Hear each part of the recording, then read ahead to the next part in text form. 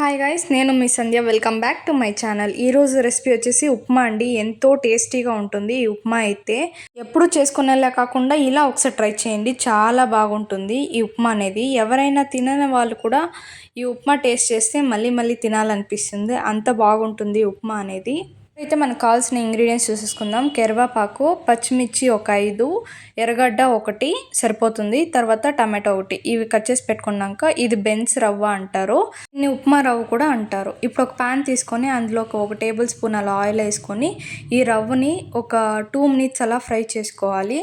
ఉప్మా అనేది మా ఆయన నాకు నేర్పించారు. ఈ ఉప్మాని పెళ్ళి కానప్పుడు మా ఆయన చేసుకునేవారంట. నాకు అసలు ఉప్మా అంటే ఇష్టం ఉండేది కాదు. ఇలా ఒకసారి చేయించినాక, నేను టేస్ట్ చేయించినాక తినేదాన్ని అప్పుడప్పుడు. ఇలా చేసుకున్న తర్వాత ఒక బౌల్లోకి ట్రాన్స్ఫర్ చేసుకోండి. ఇప్పుడు అదే ప్యాన్లో ఒక 2 టేబుల్ స్పూన్ అలా ఆయిల్ వేసుకోండి.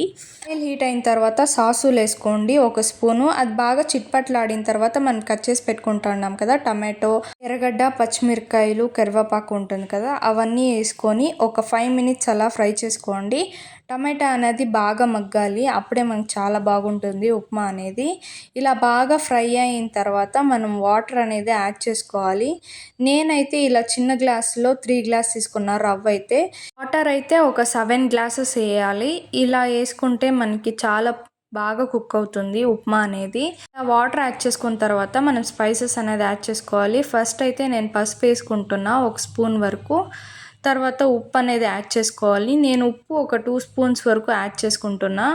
ఇలా వేసుకున్న తర్వాత ఒకసారి బాగా మిక్స్ చేసుకోవాలి. ఇలా మిక్స్ చేసుకున్న తర్వాత ఒక 5 మినిట్స్ అలా వదిలేయండి. వాటర్ అనేది బాగా బాయిల్ అవుతుంది.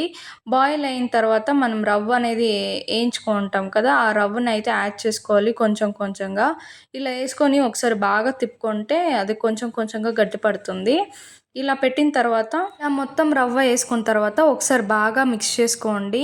ఇలా బాగా మిక్స్ చేసుకోవాలి. ఇలా మిక్స్ చేసుకున్న తర్వాత ప్లేట్ అనేది క్లోజ్ చేసేసి ఒక 5 మినిట్స్ అలా వదిలేయండి. ఒక 5 మినిట్స్ అయిన తర్వాత ఇప్పుడు నేను చూపిస్తున్నాను. ఎంతో టేస్టీగా ఉప్మా అయితే రెడీ అయిపోయింది. దీనికి కాంబినేషన్గా చట్నీ అయితే చేసుకున్నా. చట్నీకి ఉప్మాకి కాంబినేషన్ చాలా బాగుంటుంది. మీరు ఒకవేళ కర్డ్ తినే వాళ్ళైతే కర్డ్తో ట్రై చేయండి, ఇంకా బాగుంటుంది, చాలా టేస్టీగా. ఒకసారి ఈ స్టైల్లో ట్రై చేయండి, ఎలా వచ్చిందో కమెంట్ చేయండి. చాలా సింపుల్గా చేసేసుకోవచ్చు ఒకే 10 నిమిషాల్లో. ఇంతవరకు ఈ వీడియోని చూసారంటే ఈ వీడియో మీకు నచ్చింది అనుకుంటున్నాను. అలాగే ఇంకొన్ని ఇంట్రెస్టింగ్ వీడియోస్ రావాలంటే నా ఛానల్ని లైక్ చేసుకోండి, సబ్స్క్రైబ్ చేసుకోండి. Bye guys.